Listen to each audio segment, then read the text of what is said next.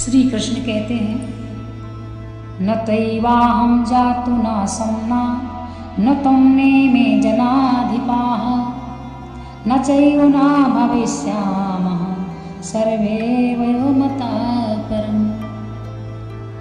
ऐसा कभी नहीं हुआ कि मैं ना रहा हूँ या तुम ना रहे हो, अथवा ये समस्त राजा ना रहे हों, और न ऐसा है कि भविष्य में हम लोग नहीं रहेंगे। असंख्य जीवों के कर्म तथा कर्मफल के अनुसार उनकी अपनी अपनी परिस्थितियों में पालक है।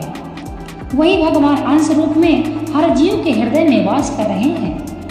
केवल साधु पुरुष जो एक ही ईश्वर को भीतर बाहर देखते हैं, पूर्ण एवं शाश्वत शांति प्राप्त करते हैं। जो वैदिक ज्ञान अर्जुन को प्रदान किया गया, वही विश्व के उन समस्त पुरुषों को प्रदान किया जाता है जो विद्वान होने का दावा करते थे वे, किंतु उनकी ज्ञान राशि न्यून है।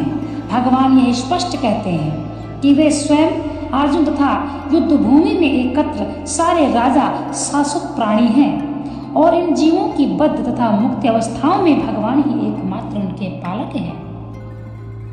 भगवान परम पुरुष हैं तथा भगवान का चिरसंगी अर्जुन एवं वहां पर एकत्र हुए सारे राजा शाश्वत पुरुष हैं। ऐसा नहीं है कि वे भूतकाल के प्राणियों के रूप में अलग अलग उपस्थित नहीं थे, और ऐसा भी नहीं है कि ये शाश्वत पुरुष बने रहेंगे, नहीं बने रहेंगे। उनका अस्तित्व भूतकाल में था और भविष्य में भी निर्बाध रूप से बना रहेगा। अतः किसी के लिए शोक करने की कोई बात नहीं है।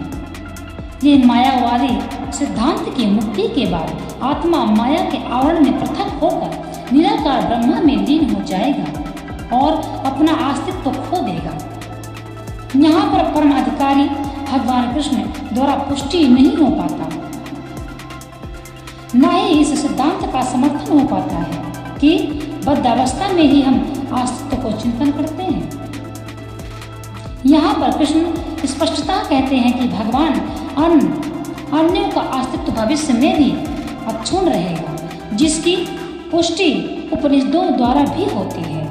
कृष्ण का यह कथन प्रामाणिक है, क्योंकि कृष्ण मायावश नहीं है। यदि अस्तित्व तथ्य न होता तो फिर भी कृष्ण इतना बल क्यों देते, और वह भी भविष्य के लिए। मायावादी ये तर्क कर सकते हैं कि कृष्ण द्वारा कथित अस्तित्व आध्यात्मिक न होकर भौतिक है। यही हम इस तर्क को कि अस्तित्व भौतिक होता है भूतकाल में भी अपने अस्तित्व की पुष्टि करते हैं। समझिएगा, यदि हम इस तर्क को कि अस्तित्व भौतिक होता है स्वीकार भी कर ले, तो फिर कोई कृष्ण के अस्तित्व को किस प्रकार पहचानेगा। कृष्ण भूतकाल में भी अपने अस्तित्व की पुष्टि करते हैं और भविष्य में भी अपने अस्तित्व की पुष्टि करते हैं। उन्होंने अपने अस्तित्व की पुष्टि कई प्रकार से की है और निराकार ब्रह्मा उनके अधीन घोषित किया जा चुके हैं। कृष्ण सदा सर्वदा अपना अस्तित्व बनाए रहे। यदि उन्हें सामान्य चेतना वाले सामान्य व्यक्ति के रूप में माना जाता है, तो प्रामाणिक शास्त्र के रूप में उनकी भगवद गीता की कोई महत्ता नहीं होगी। एक सामान्य व्यक्ति मनुष्यों के 4 अवगुणों के कारण श्रवण करने योग्य शिक्षा देने में असमर्थ रहता है। गीता ऐसे साहित्य से ऊपर है। कोई भी संसारी ग्रंथ गीता की तुलना नहीं कर सकता। श्री कृष्ण की को सामान्य व्यक्ति मान लेने पर गीता की सारी महत्ता जाती रहती है। मायावादियों का तर्क है कि इस श्लोक में वर्णित द्वैत लौकिक और शरीर के लिए प्रयुक्त हुआ है, किंतु इसके पहले वाले श्लोक में भी ऐसी देहात्म बुद्धि की निंदा की गई है। एक बार जीवों की देहात्म बुद्धि की निंदा करने के बाद ये कैसे संभव है कि कृष्ण पुनः शरीर पर उसी वक्तव्य को दोहराते हैं।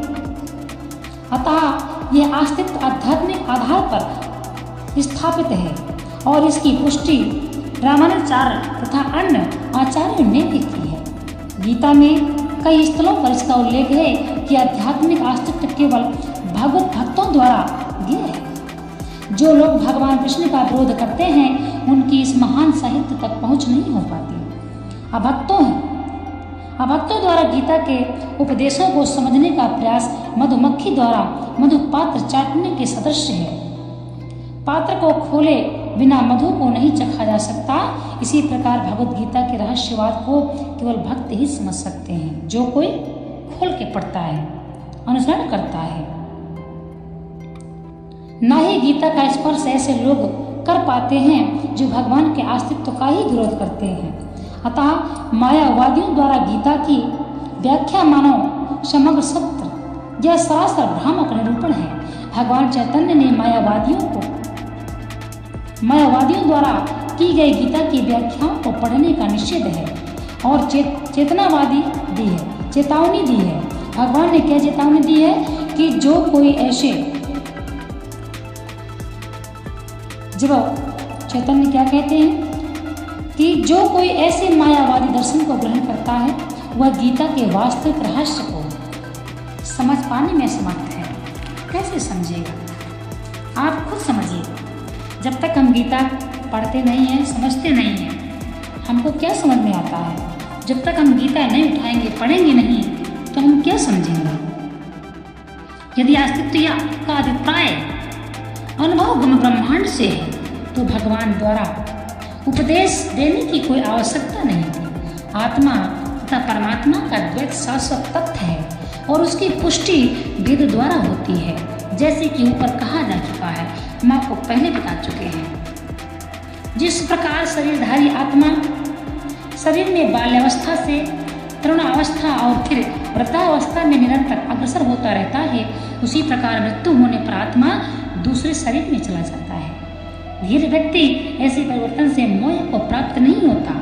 आपने देखा होगा जो साधु संत हैं, जो भगवान के तप में लीन रहते हैं, उनको मृत्यु से भय नहीं होता, क्योंकि उनको ये विश्वास है, ये भरोसा है कि जिस प्रकार से हमारे वस्त्र पुराने हो जाते हैं, फट जाते हैं, तो हम अपने वस्त्रों को बदल लेते हैं। उसी प्रकार से यह आत्मा जब हमारा शरीर जीर्ण हो जाता है, क्षीण हो जाता है, तब यह आत्मा शरीर को बदलती है।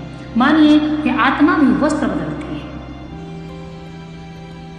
जो भगवान को समझ चुका है, जिसको ईश्वर पर पूर्ण आस्था है, पूर्ण भाव है, वह व्यक्ति इस परिवर्तन से कभी दुखी नहीं होता है।